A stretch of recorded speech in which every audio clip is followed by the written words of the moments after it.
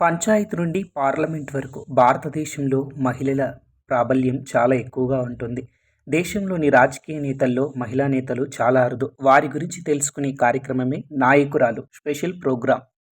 ఈరోజు నాయకురాలు కాంగ్రెస్ అధ్యక్షురాలు సోనియా గాంధీ.